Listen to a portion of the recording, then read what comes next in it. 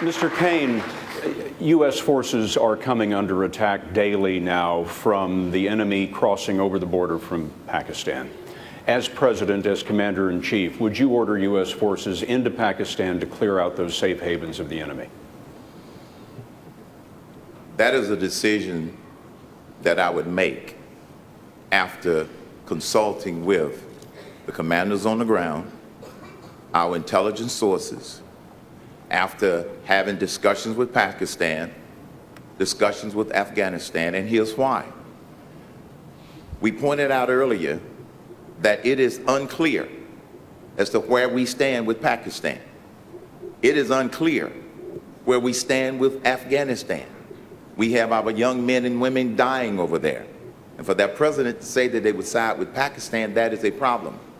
This is why we have to tread lightly and get all the information, because Pakistan is one of the 9 nations that has a nuclear weapon.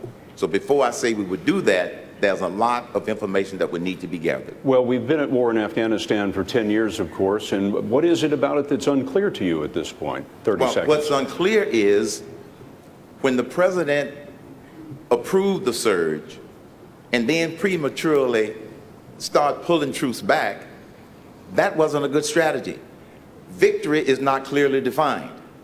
As president, I will make sure that the mission is clear and the definition of victory is clear, and that simply does not exist right now. Governor Romney, would you send American troops across the border into Pakistan to clear out those safe havens? American men and women are coming under fire from those locations every single day. The right way to deal with Pakistan is to recognize that Pakistan is not a country like other countries with a strong political center that you can go to and say, gee, can we come here and will you take care of this problem? This is instead a nation which is close to being a failed state. I hope it doesn't reach that point, but it's a very fragile nation. It really has 4 centers of power: the ISI, which is their intelligence services, the military, separate group, you have the political structure, and of course the fundamentalists.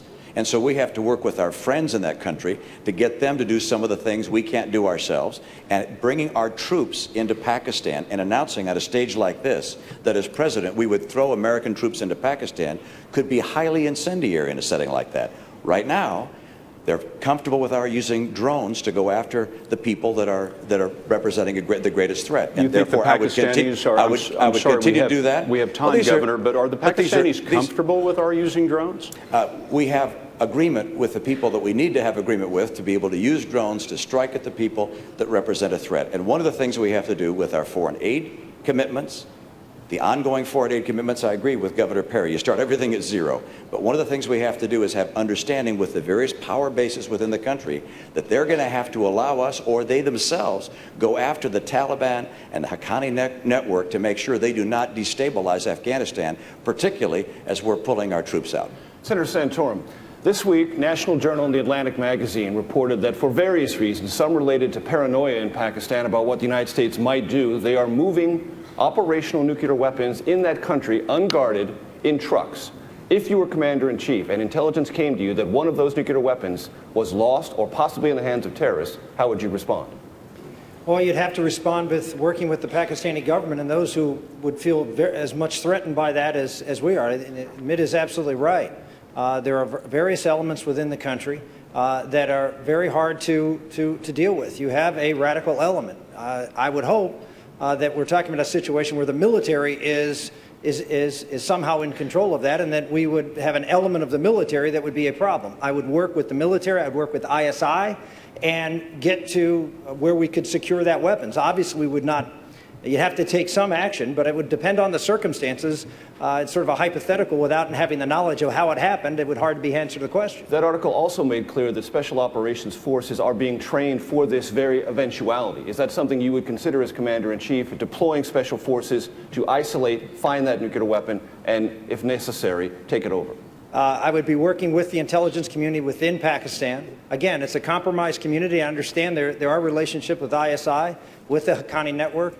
Again, depending on the circumstances that we're dealing with here, you would hope you would be able to work with the intelligence community and work, if necessary, in support nature, whether it's with human intelligence or other types of surveillance, and potentially with the special forces on the ground. But again, this is clear. This is not one, you don't cowboy this one. You don't fly into with Pakistan and try to interdict a nuclear weapon. You've got to work with the people in power, in the government, to make sure that Speaker Gingrich, 30 seconds, your thoughts on this scenario? Well, look, this is a good example of the mess we've gotten ourselves into since the Church Committee so-called reforms of the 1970s. We don't have a reliable intelligence service. We don't have independent intelligence in places like Pakistan. We rely on our supposed friends for intelligence. They may or may not be our friends, and the amount of information we might or might not have might or might not be reliable. This is a very good example of scenarios that people ought to look at seriously and say, we had better overhaul everything from rules of engagement to how we run the intelligence community, because we are in a very dangerous world.